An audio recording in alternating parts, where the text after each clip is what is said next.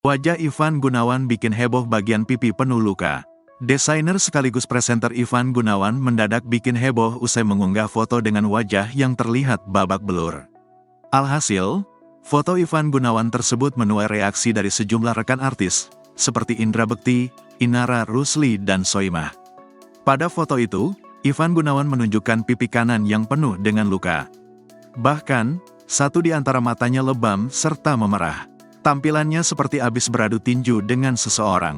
Ivan Gunawan juga memperlihatkan ekspresi kesakitan akibat luka-luka tersebut.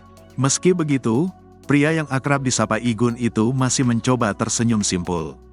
"Gue nggak takut, besok gue bales," tulis Ivan Gunawan. Lantas siapa yang membuatnya begitu hingga seolah sedang dendam kepada seseorang? Ternyata, luka di pipi dan matanya itu hanya sebuah filter yang sedang populer belakangan ini.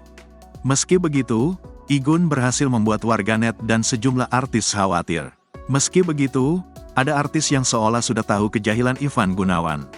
Mereka lantas merespons dengan candaan.